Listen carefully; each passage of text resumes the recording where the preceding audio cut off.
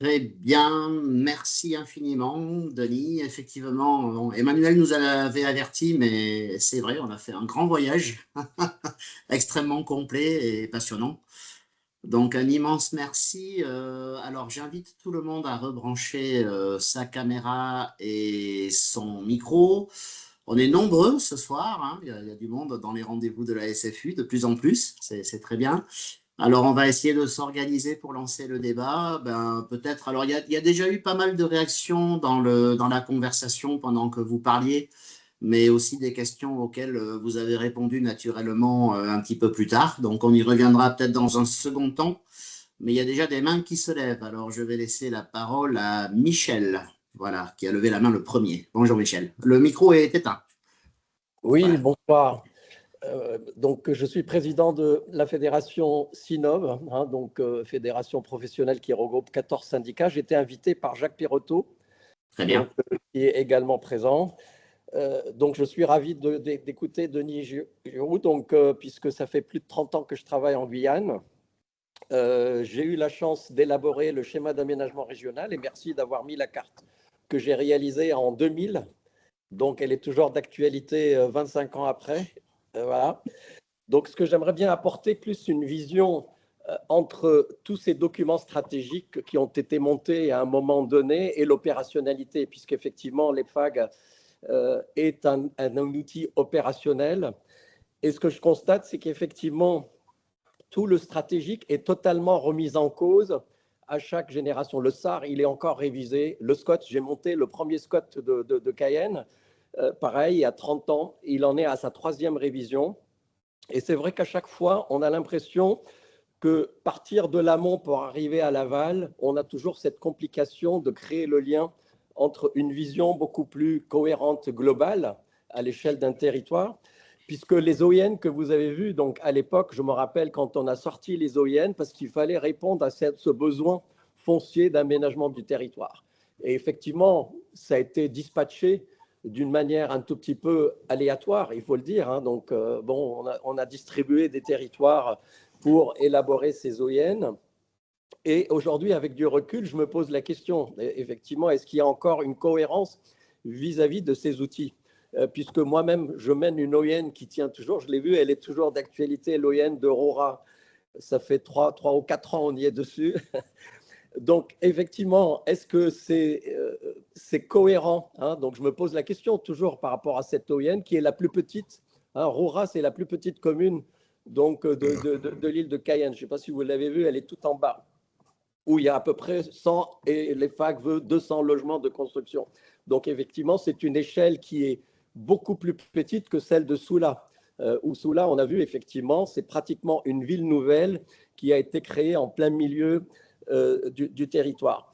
Donc, voilà, mes questions, c'est ça, c'est entre le stratégie qui, à un moment donné, se pose ces questions importantes, et quand on les décline au niveau opérationnel, on perd un tout petit peu le fil conducteur entre l'amont et l'aval. Voilà, et c'est un peu mon point de vue en Guyane. Alors, sur le stratégique, alors en fait, les secteurs OIN ont tous été mis sur les zones urbanisables du SAR. Donc ça, Oui. c'est vrai que là, il n'y a pas eu de discussion. Alors, pas toutes C'est les moi zones qui les avais urbanisables du cherchés à SAR. l'époque. Je les Oui, avais oui, cherchés et on les a trouvés. tout à fait. Donc, ce n'est pas toutes les zones urbanisables du SAR, mais c'est toutes en zone urbanisable du SAR. Une des difficultés que l'on a, que vous avez bien cerné, hein, c'est que c'est pas parce que le SAR est fait que les PLU sont conformes au SAR, même largement après le délai après lequel ils devraient l'être. Bien, donc ça c'est une difficulté. Mais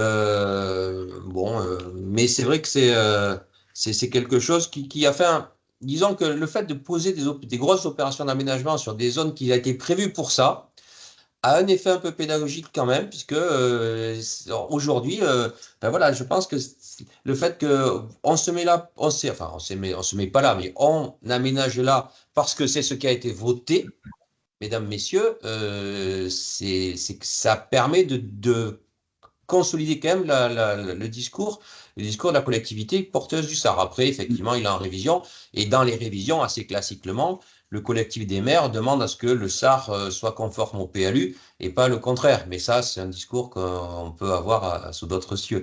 Et Roura, effectivement, l'ON de Roura, c'est un territoire qui est très bien. Il fait 200 hectares. Effectivement, on prévoit 200 logements dessus. Mais il faut dire que c'est aussi une des rares zones de Guyane dans lesquelles il y a peu de pression démographique. C'est tout à fait rare et on prévoit un endroit en accord avec la mairie, qui est moi un plan guide qui me plaît beaucoup, avec beaucoup d'activités. C'est une des zones où c'est qui sont, en fait, disons que sur les 24 secteurs de l'OIN, on en a 17, 18, c'est à peu près tous de l'archétype d'écoquartier, ville aménagement durable. Après, il y en a 5, 6, enfin, ça fait pas 24, mais bon, qui sont différents, soit parce que c'est des zones économiques, soit c'est parce que comme c'est Rouen, la zone de Rouen, une zone essentiellement liée à la nature. Mais le maire de Rouen, par exemple, vous avez bien montré Soula. La question, c'est qu'effectivement, c'est des petites communes. Quand ils voient Soula, effectivement, ils ont la peur de dire qu'est-ce qui s'est passé au niveau de la Guyane. Donc, vous voyez, c'est cette question, en fait, de forme urbaine, de vécu et d'architecture qui n'est pas tout à fait adaptée d'un site OIN par rapport à l'autre. Donc, ce qui veut dire que chacune des OIN doit être traitée d'une manière très différente d'une de l'autre. C'est vrai. Mais il y a aussi le fait que culturellement, la plupart des élus de Guyane ont mon âge. Ils sont nés en 64 ou dans les années 60. À cette époque-là, il y avait 40 000 habitants sur toute la Guyane. Et le bouleversement que représente enfin, le x10, le temps de. Enfin voilà, le x10, quoi. C'est énorme. Et c'est pas facile à. Parce que s'il n'y avait pas Soula, je veux dire, ce qui est important de comprendre, c'est que on n'a pas fait Soula pour faire venir des gens. On a fait Soula parce que les gens étaient là. Et s'il n'y avait pas eu un aménagement cohérent pour faire 2600 logements, on aurait simplement 2000 personnes dans un bidonville. Des deux côtés de la route cette fois-ci. Parce que c'est ça la réalité. C'est pas. Enfin voilà. C'est pas pour de l'attractivité territoriale interne en fait. Très bien, merci pour ce début. J'ai quelques réactions, mais je les garde pour un peu plus tard et je vais laisser la parole à Denis. Bonjour Denis. Oui, bonjour Denis Carrère de l'Office professionnel de qualification des urbanistes. Merci pour le très bel exposé. Je voulais revenir peut-être sur un point qui a été abordé en début d'exposé. On voyait la photo de maison qui avait été démolie à Saint-Laurent-du-Maroni et vous parliez du fait que vous étiez parfois pris de vitesse parce qu'il y avait une certaine rapidité dans la conquête par des habitats illégaux informels de secteurs qui étaient prévus pour d'autres opérations. Et donc la question c'est quelle stratégie vous avez pour pour pas être pris de vitesse, et deuxièmement l'offre que développe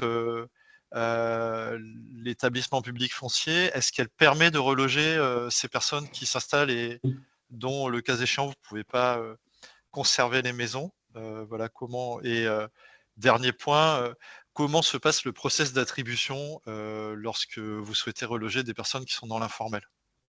Alors, il y a plusieurs questions. Alors, par rapport à la course de vitesse avec le logement informel, ben, c'est facile. Vous avez des gens qui font un petit sprint et vous avez un sac à dos avec des haies à franchir et les pieds attachés. Voilà. Donc, et malgré ça, il faut aller à la même vitesse. Donc, c'est pas facile. Bon, donc concrètement, là, nous, on passe, on a des dispositifs de surveillance. Bon, voilà. Le cas que je vous ai énoncé, que je vous ai montré, hein, c'est, on s'aperçoit qu'il y a 4 maisons en construction. En 15 jours, en respectant toutes les règles de la loi Elan relatives au logement non occupé, hein, c'est des règles particulières de démolition administrative, on a réussi à pouvoir en faire arrêter 2. Et les 2 autres, non, parce que dans les 15 jours, il y avait effectivement quelqu'un qui était dedans. Et à partir du moment où la personne est dedans, elle est considérée comme habitée. Donc, on est dans un processus avec relogement éventuel, etc. Bon, donc ça, c'est le premier point. Donc, c'est une course de vitesse. Mais pour autant, on est obligé de le faire parce que on ne peut pas laisser proliférer de l'habitat illégal, durci, et quand même insalubre. Enfin bon, c'est pas non plus. Voilà, hein, c'est bon. Donc, on fait comme on peut. Alors, pour tout ce qui est relogement, donc là, bah, en fait, il y a des procédures assez classiques, hein. Il y a des mousses, il y a des études sociales, l'évaluation du nombre de personnes à reloger. Alors, sans reloger les personnes qui sont en situation régulière sur le territoire.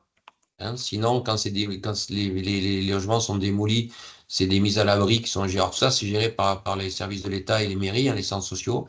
Et les relogements se font dans les parcs disponibles, soit sur des logements d'urgence, quand il y en a, ou des logements à tiroirs, quand il y en a. Voilà, donc nous, dans nos opérations, nous prévoyons des logements pour des logements à urgence. Il est arrivé que pour des particuliers, donc ça c'est un cas réel, à Saint-Laurent-du-Maroni, il y a des personnes qui étaient sur un site qui devait être aménagé par la négociation, donc ils ont déménagé et on leur a vendu des terrains ailleurs sur lesquels ils ont pu construire, hein, des terrains à bâtir qu'on avait sur notre opération. Ils ont une indemnisation au titre de la loi Letchimy. Ils étaient en situation régulière sur le territoire et aujourd'hui, ils sont dans des endroits qui sont viabilisés et légaux avec un titre de propriété en bonne et due forme. Voilà, donc il y a beaucoup de cas différents. La difficulté, évidemment, c'est nous, on a fait pour l'instant du cas par cas et qu'on a, je dirais, 20 000 personnes à peu près en habitat illégal sur le Rouyen. Ouais. Bien. Merci. Et donc, juste, pardon, si je comprends bien, les solutions les plus pérennes pour le relogement, c'est de la cession de terrain à bâtir? Ça dépend. En fait, on prévoit sur Saint-Laurent-de-Maroni, on prévoit de faire des lots de 300 mètres carrés qui seraient vendus dans les 30 000 euros, qui permettraient de déployer des logements sur un modèle qui a été promu par le ministère de l'Outre-mer qui s'appelle Totem, c'est-à-dire Toi pour tous Outre-mer.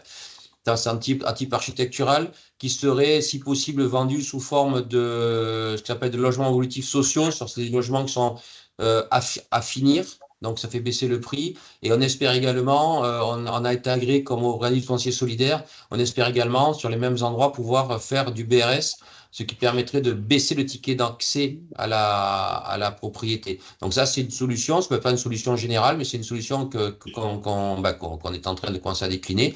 Sinon, il y a des bailleurs enfin voilà, on a relogé des gens qui étaient sur le trajet du transport en commun en site propre, qui ont été relogés dans le parc social, tout simplement.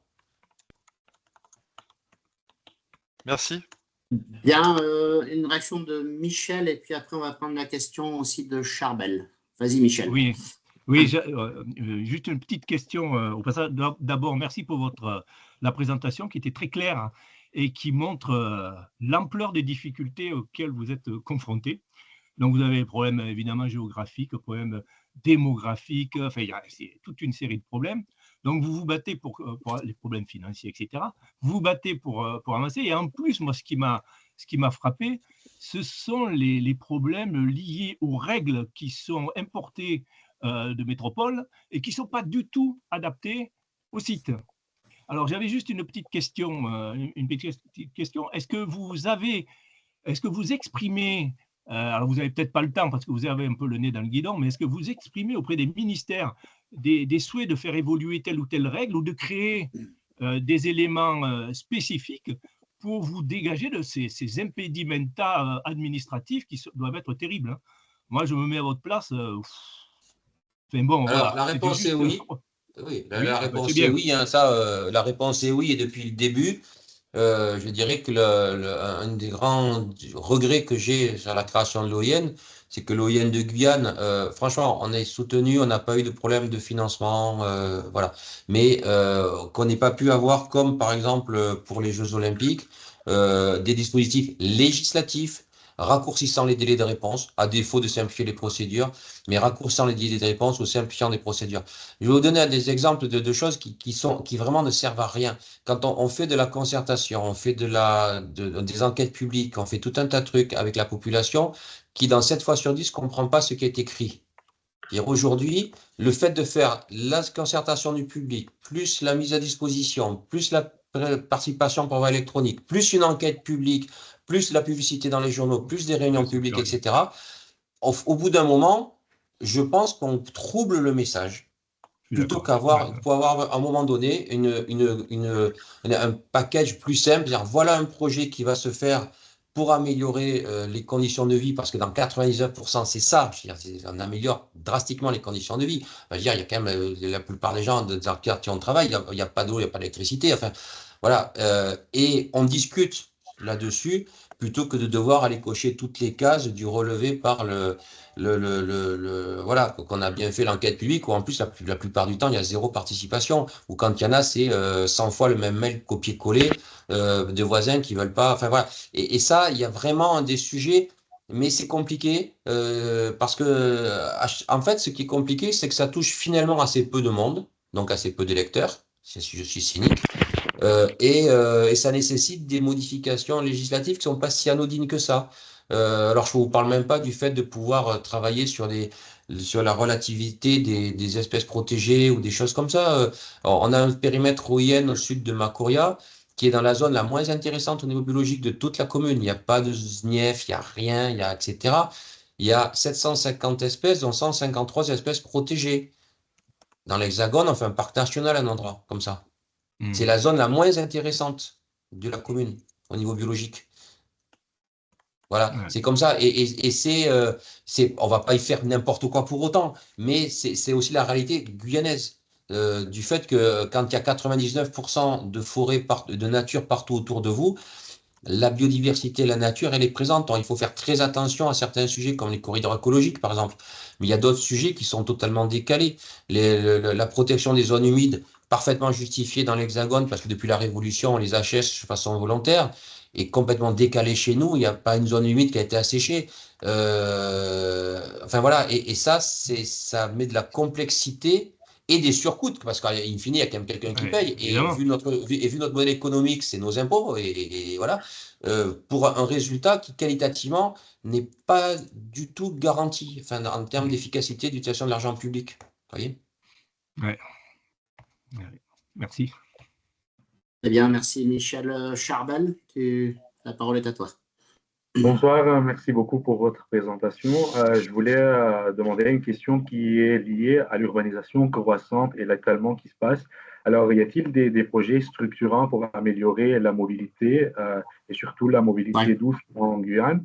Et une autre qui est un peu liée à cette question, c'est quoi, y a-t-il une vision pour l'aéroport de Cayenne, parce que je crois qu'il va jouer un rôle très important dans le développement de ce territoire, parce que tous les matériaux sont importés? Alors, des projets pour la mobilité, aujourd'hui, on est très peu équipé. Il y a assez peu de transports en commun, mais ça progresse. Donc, le point le plus significatif qui va arriver, c'est un transport en commun en site propre dans la zone de Cayenne, qui ne demandera qu'à s'étendre et qui est vraiment quelque chose d'important. Ah, mais quand même. Et voilà. Aujourd'hui, ils sont en train de le tester, ça. Voilà. Donc, en tout cas, la maîtrise foncière est faite. Pour autant, aujourd'hui, ça dessert qu'une commune. Voilà. Ensuite, il y a des projets d'amélioration d'infrastructures, mais il faut qu'ils soient couplés à du transport collectif qui aujourd'hui n'existe pas. Voilà, il y a une route pour entrer de Cayenne, il y a une route pour sortir de Cayenne, il y a un pont pour sortir de Cayenne vers l'ouest, il y a un pont pour sortir de Cayenne vers l'est. Point. Un pont à deux voies.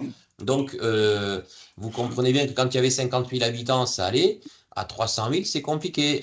Il y a un taux de motorisation qui est quand même assez important de force. Mais il y a aussi beaucoup de personnes qui n'ont juste pas les moyens de s'acheter des voitures. Donc, il y a aussi quand même pas mal de gens qui fonctionnent en deux roues, en scooter, avec 2, 3 personnes, 4 personnes dessus, pour amener les enfants à l'école et tout ça. Donc, il y a des sujets. Saint-Laurent-du-Maroni, par exemple, il n'y a pas eu tout de transport en commun. Il y a un projet en ce moment de développement de transport en commun. Mais c'est quelque chose qui aujourd'hui... en fait, on est dans cette logique où on court après les infras et le rattrapage d'infra, sachant qu'à chaque fois, on doit les créer. Si vous voulez, on n'a pas de route à recycler, on n'a pas de voie ferrée à réutiliser, on n'a pas d'emprise anthropisée à recycler. Il n'y a pas d'infra, en fait. Et l'aéroport de Cayenne, je n'ai pas compris, l'aéroport de Cayenne, par rapport aux importations, c'était quoi la question sur l'aéroport? En général, c'est quoi y a-t-il une vision pour agrandir ou améliorer l'offre de l'aéroport ou...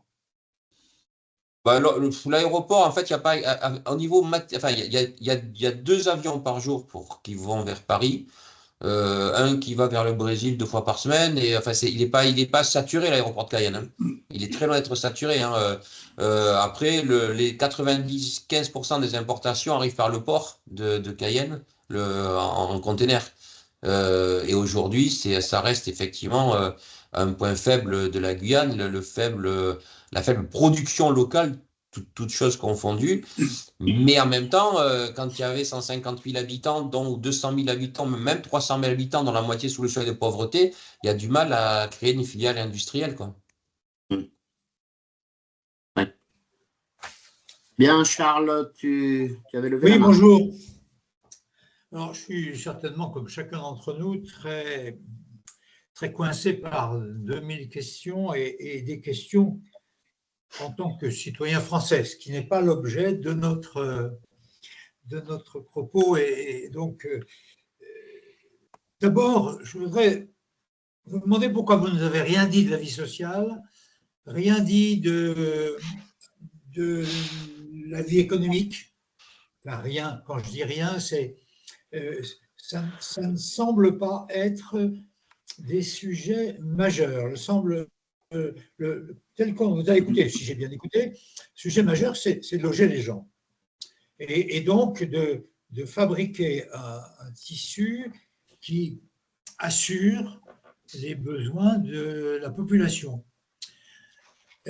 Donc derrière tout ça, on se dit, mais en fait, puisque vous créez, et quand vous nous dites qu'il y a encore 180 000 habitants à loger d'ici 2050 par rapport à 300 000 aujourd'hui, c'est des développements énormes. Est-ce qu'on a choisi une orientation? Est-ce que le on étant à la fois la France, la région Guyane, bien sûr.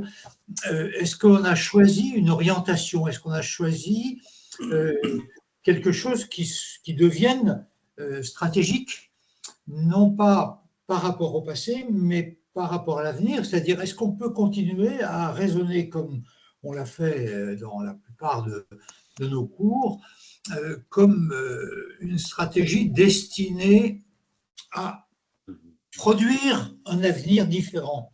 Ou là, est-ce que vous êtes uniquement cantonné, et le cantonné, ce n'est pas péjoratif, hein, à assumer les besoins? C'est la question essentielle qui me vient, mais j'en avais deux autres, et vous répondrez quand vous pourrez, si vous pouvez. Deux autres, l'une, c'est, vous avez un voisin au nord, enfin quand je dis au nord, excusez-moi, je connais mal tout ça, hein, mais qui est le Suriname, qui est une ancienne colonie, etc. Est-ce que ce qu'ils font chez eux, ou les problèmes qu'ils ont, etc., ils le font mieux, moins bien, différemment, et est-ce que ça vous inspire ou pas? Je ne parle pas du Brésil, qui est un grand pays, etc. etc. Et donc, c'est ma question essentielle. Mais ensuite, je voudrais revenir à la question qui a été posée sur la compatibilité entre les documents d'urbanisme, etc. Et ça m'amène à parler du préfet. Vous avez un préfet, pourquoi? Pour qu'il fasse semblant de représenter la métropole en Guyane, ou qu'il emmène en métropole les difficultés de la Guyane? Alors, si on prend dans l'ordre. Alors pourquoi j'ai parlé essentiellement de logement? Parce que je me suis dit au forum des urbanismes, on va plutôt parler d'urbanistes et de logement. Et effectivement, c'est un biais, mais c'est un biais que je reconnais tout à fait. C'est en général plus facile, et même si c'est réducteur, de présenter les aménagements en équivalent logement, des choses comme ça. Les aménagements qui sont faits, en tout cas ce qu'on fait nous dans le cas de l'OIN, sont effectivement ne prennent pas en compte que du logement. Il y a beaucoup d'équipements publics, il y a beaucoup d'équipements culturels, des équipements liés à la vie société, et de zones économiques en tant que telles, qui aujourd'hui sont en gros retard. Qui ont un gros retard et des difficultés d'accès, etc.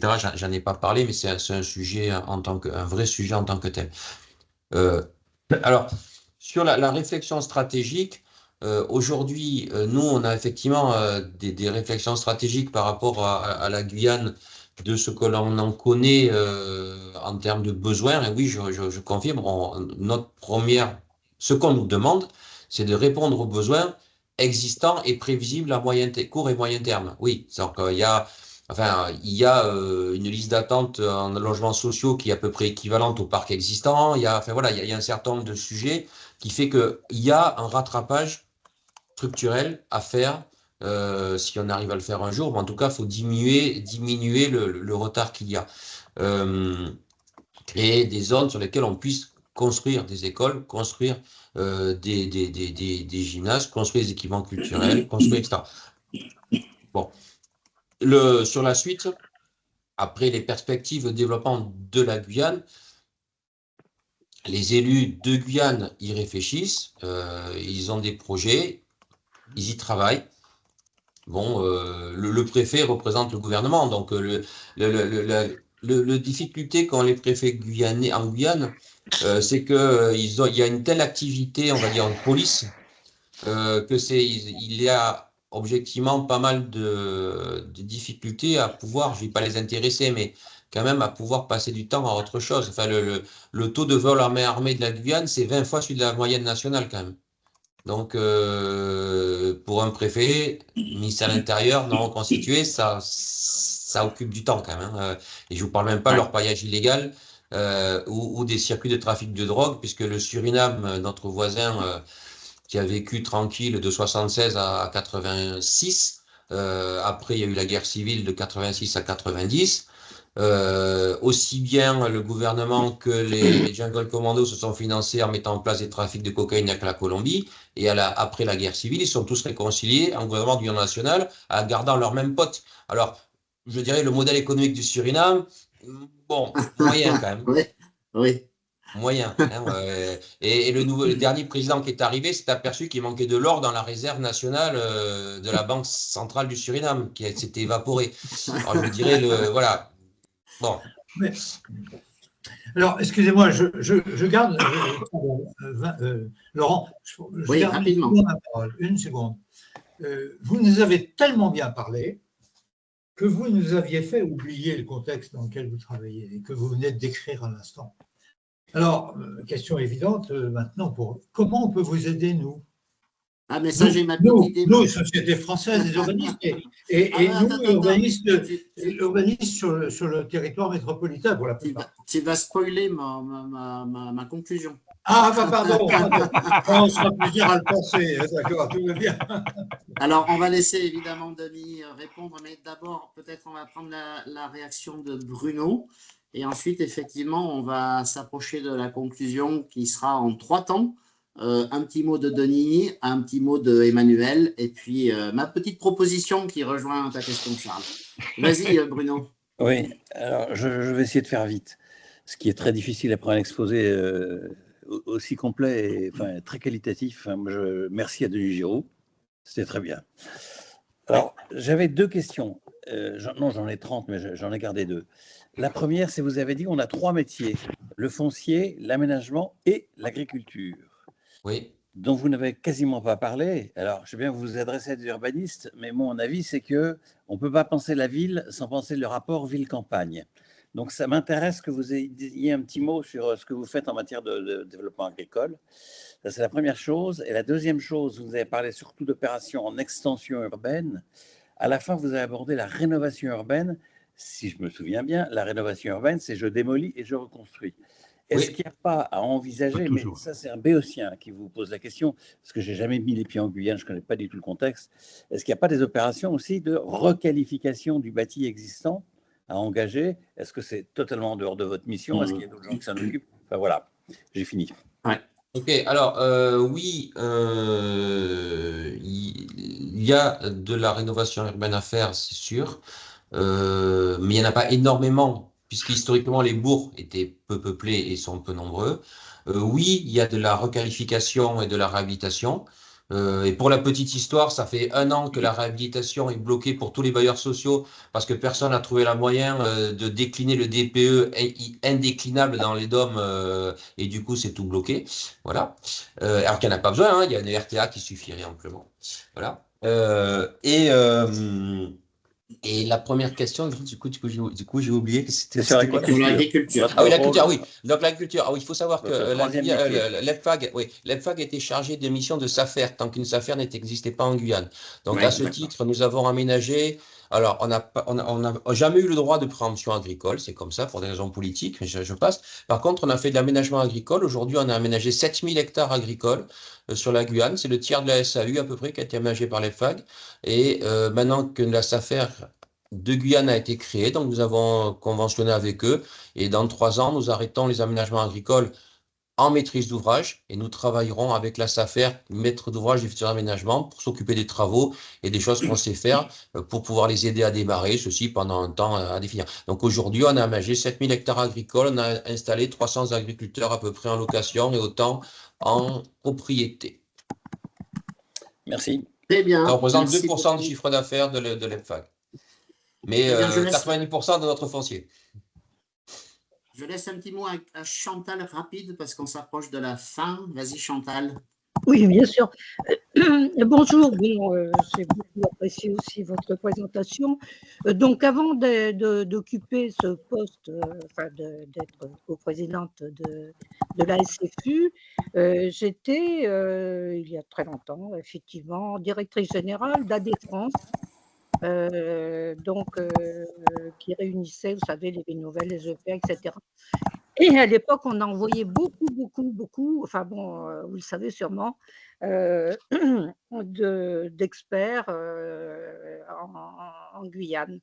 La dernière fois que je suis allée, moi, c'était Jacques Artaud qui était Oui, le directeur. Voilà, j'en suis restée là, j'ai vu Cardona. c'était mon prédécesseur. Ah oui, très bien, depuis. Et donc, la dernière fois que je suis allée, c'était j'étais invitée à une conférence. Et je venais du Brésil où je travaille aussi beaucoup. Et le thème de la conférence, c'était sur les relations économiques avec l'entourage. C'est-à-dire, vous faites partie, effectivement, il y a le Brésil. Alors, on sait on connaît les problèmes que vous avez avec des Brésiliens bon, qui viennent.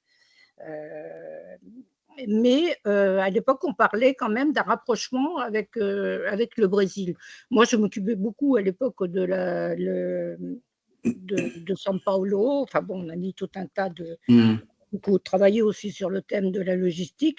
Et je voulais savoir si vous aviez, vous, maintenant, encore des relations, enfin, continuer des relations avec le Brésil. Honnêtement, ça fait partie des choses qui, je pense, fonctionnent mal. Il y a des relations commerciales qui commencent à s'améliorer. Il y a un point, enfin un PIF, enfin bref, un point d'inspection qui permet les importations directes du Brésil à la Guyane sans passer par le Havre, qui a ouvert Oui, cette année, en 2025. Voilà. c'est Avant, quand on faisait venir du jus de mangue, ouais. il passait par la métropole, il revenait. Voilà, maintenant on peut le faire. C'est bien. Voilà. C'est bien. Donc ça va pas vite. En fait, disons, en résumé, c'est bien, mais ça va pas vite. Voilà, il y a pas eu pendant des années une seule liaison aérienne entre le Brésil et la Guyane. Il y en a une depuis 2 ans entre Air France qui va à Belém et une deuxième ligne, bon, touristique, mais très bien, qui va à Fortaleza. Donc on aura 2 vols par semaine pour le Brésil, pays frontalier, sachant que l'accès terrestre, c'est compliqué parce qu'il y a un moment, il manque une route pendant quelques dizaines de kilomètres quand même.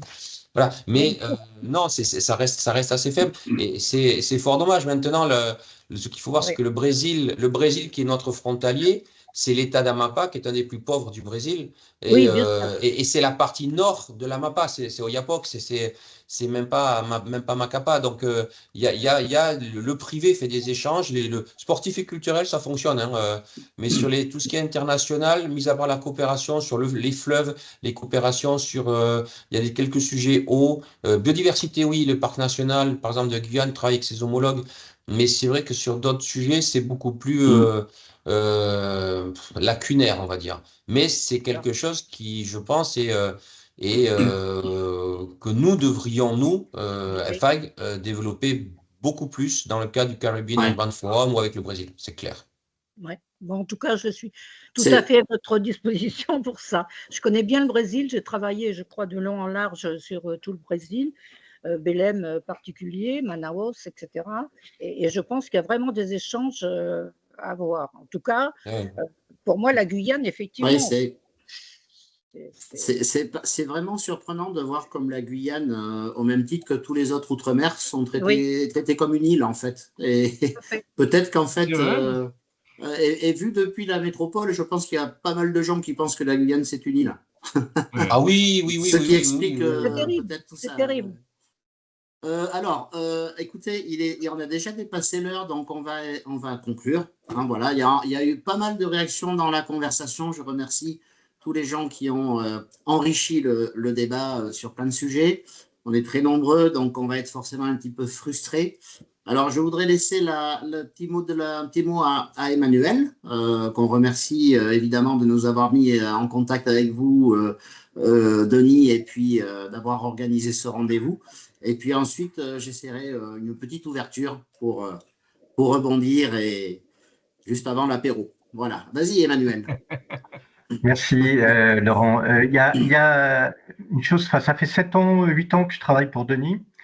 Et donc, je commence à bien connaître la personne. Et parmi ces très nombreuses qualités, il y en a 2 que je voudrais dire. C'est que c'est quelqu'un de modeste et c'est quelqu'un d'enthousiaste. Donc, moi, je vais être un peu plus direct sur les difficultés qu'il rencontre. Elles sont gigantesques. Ah oui. Il vous montre qu'il apporte des solutions, mais les difficultés sont très élevées. Et c'est ce qui fait l'intérêt de travailler en Guyane. C'est bien justement ces difficultés qui sont très élevées. Ce qui fait vraiment l'intérêt, c'est la complexité de l'urbanisme et de l'aménagement de la Guyane. Alors, on a cité quelques sujets. On a cité le sujet du relogement et des occupations sans titre. On a un appel d'offres en cours. Vous voyez, je dis on parce que je fais comme si je me considérais un petit peu comme travaillant pour la Guyane, ce qui est vrai. On a un appel d'offres en cours sur l'impact du laisser-faire, l'évaluation de l'impact du laisser-faire qu'on voudrait modéliser. Voilà, si certains sont intéressés par y répondre, il y a encore, je crois, une quinzaine de jours avant le dépôt des offres. Deuxième chose dont on a parlé, c'est les normes. Denis ne vous les a pas toutes citées. Il y a des sujets qui sont ubuesques, du type l'analyse des crues centenales quand on ne sait pas s'il y a des crues centenales, du type Lausanne ou les compensations. C'est difficile de faire de la compensation quand on n'a pas, de terrain à compenser. C'est un peu ubuesque. Troisième sujet qui est très important, c'est les cultures. Alors, les cultures, je dirais, sous deux axes. Le rapport à l'État, qui est un rapport très compliqué avec un État qui reste un État colonisateur dans l'histoire, dans les mentalités d'un certain nombre d'habitants. Et parfois, l'établissement est vu comme le bras armé de l'État et donc comme un bouc émissaire. Une autre complexité à laquelle il se heurte. Et puis, deuxième complexité culturelle, c'est le fait qu'on a un pays pluriculturel et pas multiculturel, mais vraiment pluri. Donc, il y a une grande diversité de cultures et il faut composer avec ces diversités de cultures. L'autre sujet dont on a beaucoup parlé, c'est la biodiversité. Et là aussi, il y a une ambiguïté, un rapport à la nature qui est loin d'être aussi simple qu'on croit. La nature en Guyane, c'est aussi la nature dangereuse. Un puma dans les rues de Cayenne, ça existe. Et il faut faire avec la forêt.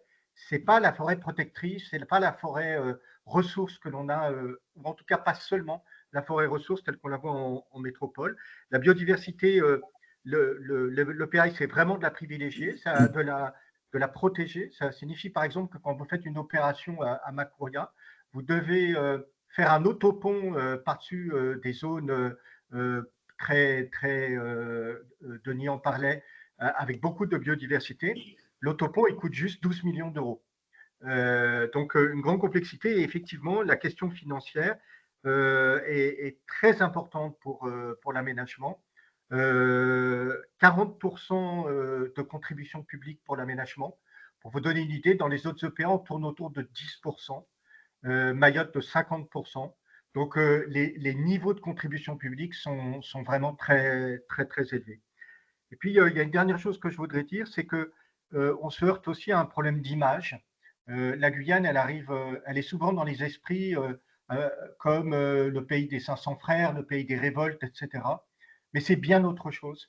C'est magnifique, je le disais en commençant. C'est l'un des endroits où on est le mieux accueilli dans le monde entier. C'est beaucoup plus sécure qu'on ne l'imagine. Et donc, vraiment, je vous incite à y aller. Très bien, merci beaucoup, Emmanuel. Alors, ma petite proposition. D'abord, évidemment, un grand merci à vous, Denis, et puis également à tous les gens qui ont réagi. Mais je me faisais une réflexion quand même, c'est qu'on vient de vivre un moment extrêmement rare, même je pense quasi unique, parce qu'en regardant en fait la liste des 32 participants de ce soir, je me suis aperçu qu'on avait des spécialistes de tous les outre-mer français. Donc des gens qui ont travaillé une bonne partie de leur vie en Polynésie, Nouvelle-Calédonie, Réunion, Mayotte, Martinique, Guadeloupe, au moins, c'est ceux en tout cas que j'ai recensés. Et je voulais dire donc que c'est des moments uniques dans le sens où, à travers toutes ces difficultés que vous avez exposées, Denis, on voit quand même qu'il y a énormément de similitudes. Bon, ne serait-ce que parce qu'on a les mêmes règlements dans tous ces outre-mer et qu'on a parfois les mêmes difficultés, même si la Guyane est un petit peu particulière. Et donc, je me faisais une réflexion qui était de dire, finalement, si la SFU pouvait servir à quelque chose, vous savez que la SFU aussi travaille par délégation régionale. C'est-à-dire qu'on serait tout à fait capable, déjà à nous tous, là, les présents de ce soir, de fédérer un groupe de travail sur, finalement, alors au moins sur cette aberration des transpositions métropolitaines dans les Outre-mer. On a vraiment du grain à moudre, que ce soit bon, à Mayotte forcément, mais également à La Réunion et partout ailleurs. On a aussi des bonnes idées. Hein. À la SFU, on défend beaucoup quand même la qualité des SAR, qui sont les seuls documents d'urbanisme qui considèrent la mer dans l'aménagement terrestre. Donc cet échange, en fin de compte, de compétences des Outre-mer au service de la métropole et d'adaptation de la métropole au service de l'Outre-mer, moi, je pense que le seul endroit où il peut réellement se faire, c'est dans la SFU. Et donc, ma proposition, c'est que vous nous trouviez, on n'a pas tellement de représentants de la SFU en Guyane, donc ça serait que vous nous trouviez 5 personnes motivées pour nous rejoindre. Et si vous y arrivez, moi, je m'engage à trouver 5 personnes dans tous les autres Outre-mer pour créer finalement cette représentation nationale, en tout cas des urbanistes de l'outre-mer, et vous aider finalement à apporter un discours et puis surtout des bonnes idées, parce qu'il doit y en avoir des quantités, sur la façon dont on peut adapter, jongler, transformer tous ces règlements et tous ces poids finalement qui vous handicapent. Tout ça avec effectivement aussi cette conscience qu'on partage et qui est très présente dans plein d'autres rendez-vous de la SFU, que finalement on est un pays unique avec des villes et des territoires dans tous les océans du monde et que donc on a forcément quelque chose à adresser aussi au monde en capitalisant toutes ces expériences. Voilà, alors je ne sais pas Charles si ça répond à ta question, mais en tout cas c'était ma proposition du soir. Donc, on aura l'occasion d'en reparler. Je rappelle que donc tout a été filmé. On aura donc sur la chaîne YouTube de la SFU d'ici quelques jours à la fois la présentation de Denis et puis le débat. Et évidemment, si vous voulez le continuer et nous rejoindre pour le prolonger, on est à disposition pour débattre encore de tout ça. Merci beaucoup, Monsieur Giroux. Voilà, et puis si vous voulez m'aider, oui. J'ai une proposition très simple. J'ai actuellement 2 postes de directeur opérationnel à pourvoir. Si c'est des gens qui n'ont pas peur des araignées et qui veulent faire des choses géniales, on est prêt à les accueillir quand ils veulent. Écoutez, réellement. Et là, vous êtes sur quels critères pour les recruter? C'est des candidatures spontanées? Non, c'est publié, c'est sur LinkedIn de l'établissement. Oui. J'en ai un qui est parti à Bordeaux, à l'OIN de Bordeaux, là, et qu'on n'a pas encore remplacé.